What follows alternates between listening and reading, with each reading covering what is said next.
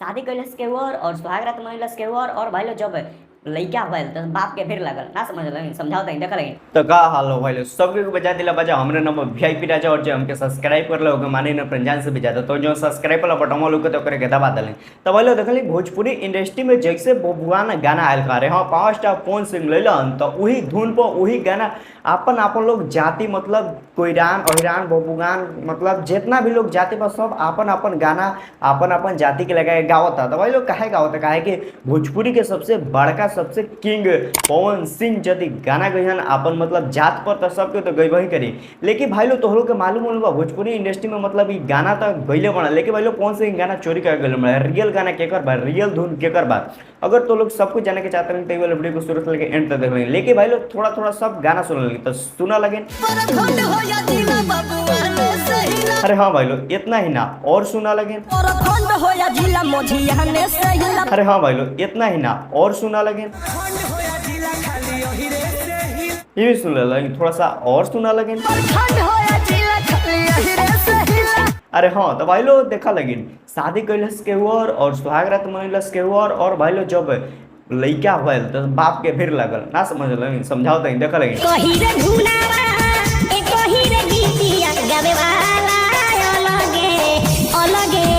गाना बनैलस मतलब म्यूजिक बनैलस केहू और गाना लिखलक रियल केहू और भाई लोग गावत रहलेंगे पर सब केहू। तो भाई लोग देखा लगे भोजपुरी इंडस्ट्री में का होखेला। अरे हाँ थोड़ा सा एने से चुरा के थोड़ा सा ओने से चुरा के एगो गाना बन जाला। लेकिन भाई लोग पावर स्टार पवन सिंह इतना बड़ा किंग होके एगो गाना चुरा के गा दिलन और भाई लोग ई वाला गाना है सबसे रियल गाना है ई। अरे हाँ ई गल मौसरी लाल मेल ना भाई लोग भैया नाम और भाई लोग ये गैले बना गाना और ये रियल। लेकिन भाई लोग पवन सिंह ये वाला गाना उठा के गा दिलन बबुआन में और भाई लोग सबसे पहले मतलब सूर्या वंश फिल्म में ये वाला गाना डाल दिलन। लेकिन भाई लोग सबसे पहले ये गाना मतलब सूर्या वंश में के ना रिलीज कर फिल्म से बाद में रिलीज हो लोग कहे कि जितना आदमी ये गाना सुन ली तो हॉल मतलब हॉल में जितना इनका फिल्म लागल ना चले। लेकिन भाई लोग एक बार ही चलल जब से ये गाना बजल तब से पवन सिंह के जो सूर्या वंश फिल्म बा तो ज़्यादा नहीं चलो। तो और भाई लोग पावर स्टार अरे हाँ पवन सिंह भोजपुरी के बहुत बड़ा किंग मतलब जाति बात करते ना जाति बात गाना गावत रह और फिल्म में जाति बात करते रह। तो ये कहाँ तक सही भाई तो हमारा पूरा गलत बा कि हाँ तुम्हारा अगर गाने गावे कर लगा था ऑडियो गई था एल्बम गई तो तारा फिल्म में गाना लगे क्या जरूरत लगा।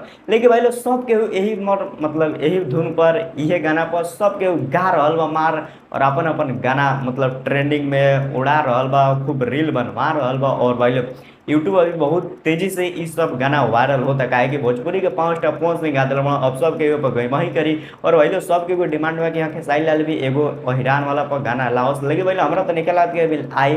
और भाई लोग मतलब खेसारी लाल तो पब्लिक की तो डिमांड पूरा कर लो कहीं आ भी सकता। बाकी भाई लोग इस सब तो लोग के गाना कैसा लगा निकल सुन तो जाके सर्च मार के सुन लगे।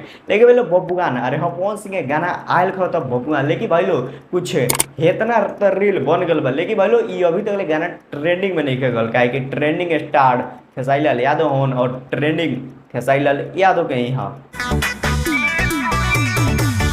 तो लोग आज को वीडियो कैसा लगा अच्छा लगे तो लाइक कर लेंगे चैनल के सब्सक्राइब कर लेंगे वीडियो को शेयर कर लेंगे। बाकी तो लोग हम बता देने कि हाँ रियल गाना ये है।